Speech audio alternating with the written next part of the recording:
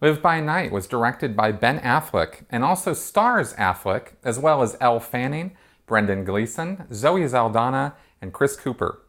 The screenplay was written by Affleck based on an Edgar Award-winning novel by Dennis Lehane. Now, I like Ben Affleck as an actor and as a director. Argo, Gone Baby Gone, and The Town are really just brilliantly directed movies. Very sharp and clear, and without question, Affleck has earned the awards and praise he received for these movies.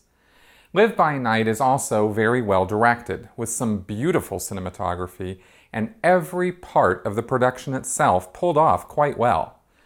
As a period piece, I had no problem believing that I was seeing some great representations of the Roaring Twenties and gangster life in Chicago and Florida. The problem is that the story as written by Affleck veers away from its setup in a very stilted manner and then proceeds to drive right off a cliff. Without getting into spoilers, let me say this.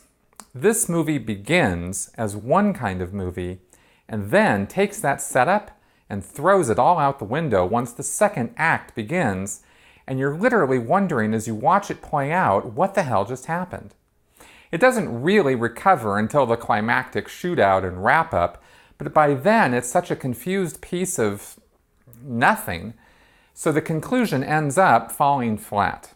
The acting is top-notch, it really is. Although Affleck's and Saldana's accents do a bit of an on-again, off-again act from scene to scene that was a bit distracting.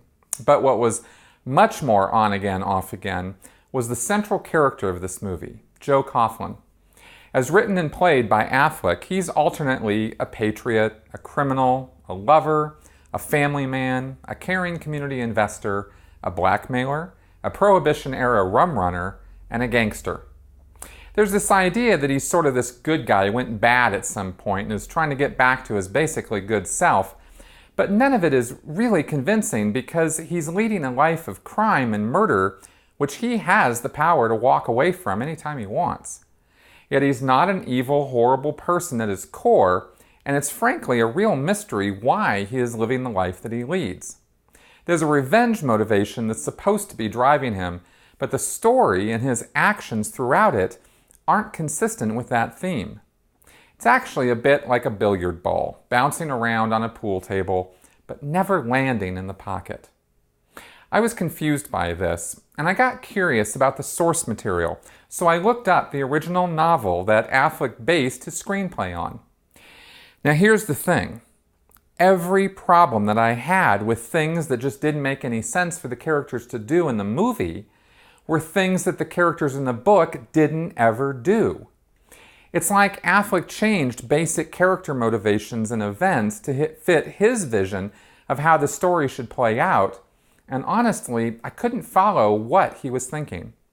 The book made a lot more sense, and if he'd stuck with that, then the story would have flowed from its setup to its conclusion in a much more satisfying way. Affleck is a smart and very talented actor and director, and this film is really his first big stumble in a while. I'm sure he will not repeat the mistake in the future.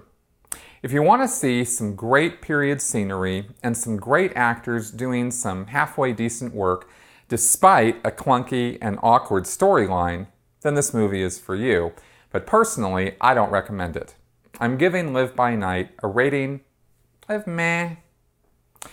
You let me know what you think. I'm always willing to hear your feedback, and if you think I got this right, wrong, or sideways. As always, thank you for watching.